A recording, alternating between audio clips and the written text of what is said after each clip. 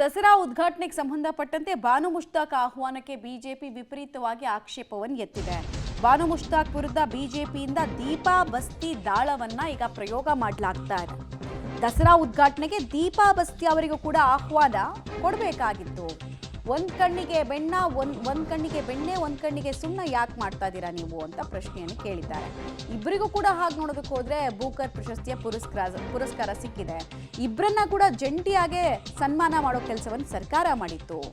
ಈಗ ದಸರಾ ವಿಚಾರದಲ್ಲಿ ಸರ್ಕಾರದಿಂದ ಸುಣ್ಣ ಹಾಗೂ ಬೆಣ್ಣೆಯ ನಡೆ ಯಾಕೆ ಅಂತ ಕೇಳಿದ್ದಾರೆ.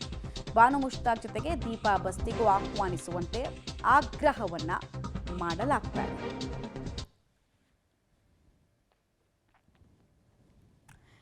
ಇಬ್ಬರನ್ನ ಸನ್ಮಾನಿಸಿದ ಮೇಲೆ ಇಬ್ಬರನ್ನು ಕಾರ್ಯಕ್ರಮಕ್ಕೆ ಕರೆದಿದ್ದರೆ ಅದಕ್ಕೊಂದು ಕಳೆ ಇರ್ತಾ ಇತ್ತು ಅನ್ನೋದು ಬಿಜೆಪಿಯ ಡಿಮ್ಯಾಂಡು. ಕೇವಲ ಅಲ್ಪಸಂಖ್ಯಾತ ಓಲೈಕೆ ಯಾಕೆ ಅಂತ ಇಲ್ಲಿ ಧರ್ಮದ ವಿಚಾರ ಬರ್ತಾ ಇದೆ, ಅಲ್ಪಸಂಖ್ಯಾತರ ವಿಚಾರ ಬರ್ತಾ ಇದೆ. ಎಲ್ಲದಕ್ಕೂ ಒಂದು ಹಂತದಲ್ಲಿ ಲೇಖಕಿ ಬಾನು ಮುಷ್ತಾಕ್ ಅವರು ಕೂಡ ಕಾರಣ.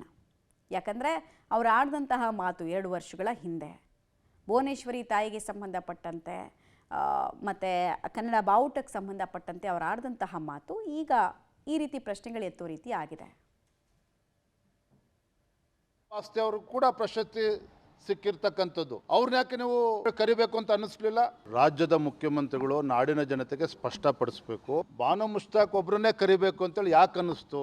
ನಿಮ್ಮ ಅಜೆಂಡಾ ಏನಾಗಾರೆ ಕಾಂಗ್ರೆಸ್ ಸರ್ಕಾರ ಅಜೆಂಡಾ ಏನು ಇವತ್ತು ಇಬ್ರು ಕರೆದು ಅದರ ದಸರಾ ಉದ್ಘಾಟನೆ ಮಾಡಬೇಕು ಅಂತ ಯಾಕೆ ಅನ್ನಿಸ್ಲಿಲ್ಲ? ಅಂದ್ರೆ ಅವ್ರ ಉದ್ದೇಶ ಏನಿದೆ? ಹಾಗಾದ್ರೆ ಉದ್ದೇಶ ಇದೆಯೋ ದುರುದ್ದೇಶ ಇದೆಯೋ? ಹಾಗಾದ್ರೆ ದೀಪಾ ಬಾಸ್ತಿ ಅವರು ಕೂಡ ಪ್ರಶಸ್ತಿ ಸಿಕ್ಕಿರ್ತಕ್ಕಂಥದ್ದು, ಅವ್ರನ್ನ ಯಾಕೆ ನೀವು ಕರಿಬೇಕು ಅಂತ ಅನ್ನಿಸ್ಲಿಲ್ಲ?